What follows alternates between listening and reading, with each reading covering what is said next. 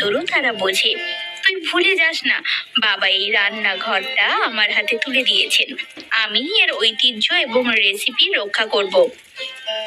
বাবার ঐতিহ্য তুমি রক্ষা করো, কিন্তু এই বাজারে আমার আধুনিক রেসিপির জন্যই আমাদের ব্যবসা চলছে, বুঝলে তো? তোমার মতো শুধু অতীতের কথা আঁকড়ে ধরে থাকলে চলবে না গো। দিদি, আবার তোমরা ঝগড়া শুরু করলে কেন বলো তো? তোমাদের হাতে রান্নার স্বাদ এত অপূর্ব, কিন্তু তোমাদের সম্পর্কের মধ্যে এত তিক্ততা কেন বলো তো? একটু শান্তিতেও তো কাজ করতে পারো। তুমি বাইরের লোক কামিনী, আমাদের বিষয় তোমার বোঝার দরকার নেই। অঞ্জলি সব সময় আমার কাজকে ছোট করতে চায় এবং নিজের শ্রেষ্ঠত্ব প্রমাণ করতে চায়। তোমার সেই ঐতিহ্য নিয়ে তুমি অহংকার করো, কিন্তু বাজারে টিকে থাকার জন্য কৌশল লাগে দিদি, কৌশল লাগে। তুমি তো আমাদের ছোটবেলায় একটা গোপন কষ্ট নিয়ে সব সময় আমাদের দোষ দাও। হ্যাঁ, আমি দোষ দিই। সেই দিন, সেই দুর্ঘটনার পর থেকেই আমাদের সম্পর্ক বদলে গেছে।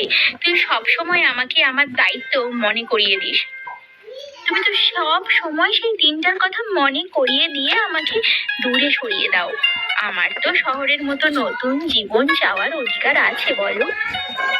চন্দ্রকান্ত বাবুর আজ আসার কথা। তিনি একজন বড় পর্যটক ব্যবসায়ী। তার সামনে অন্তত শান্ত হও তোমরা।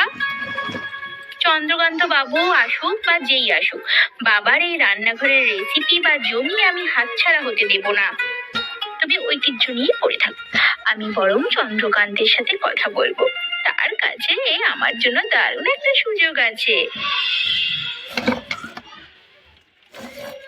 অঞ্জলি, তোমার রান্নাঘরে আন্তর্জাতিক মানের সম্ভাবনা রয়েছে, হ্যাঁ, কিন্তু তোমার দিদি আরাধ্যার রান্না খুব সেকেলে। আরে বাবা, এই পাহাড়ের পর্যটনকে উন্নত করতে হলে আমাদের একটা আকর্ষণীয় শহরে রেসিপি দরকার।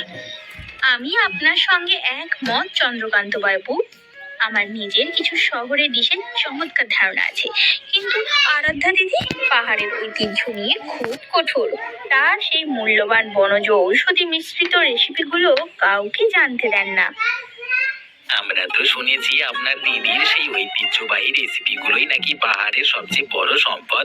সেই রেসিপি ছাড়া তো আপনার ব্যবসা চলবে না। বিলাস ঠিকই বলেছে, তোমার দিদির সেই রেসিপিগুলোই আমার দরকার। তুমি যদি সেই রেসিপিগুলো আমাদের দিতে পারো, তাহলে আমরা তোমাকে মুম্বাইয়ের সেরা হোটেলে কাজ করবার সুযোগ দেব। রান্নাঘরে অর্ধেক লাভ তোমার। শহরের সেরা হোটেল? আমার জন্য এটা বিশাল বড় সুযোগ। কিন্তু কিন্তু আরাধ্যা দিদি সেই রেসিপিগুলো তো সহজে দেবেন না। সেইগুলো পারিবারিক ঐতিহ্য এবং পাহাড়ের একটি গোপন বিষয়।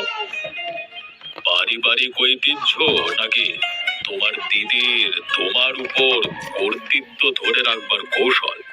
ভাবো অঞ্জলি, ভাবো, তুমি কি পাহাড়ে এক কোণে কাটিয়ে দেবে, নাকি শহরের আলোয় তোমার প্রতিভার প্রমাণ দেবে? এমন সুযোগ কিন্তু বারবার আসবে না। আমি কি করতে পারি? রেসিপিগুলো একটা পুরোনো আলমারিতে খুব সাবধানে রাখা আছে। চাবিটাও আরাধ্যা দিদি সব সময় নিজের কাছে রাখে।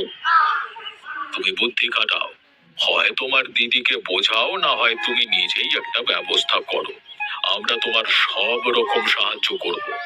পুরো পাহাড়ের পর্যটনকে আমরা আমাদের দখলে আনবো। আমি দ্বিধায় ভুগছি। আরাধ্যা দিদিকে ঠকাতে আমার বিবেকে বাঁধছে।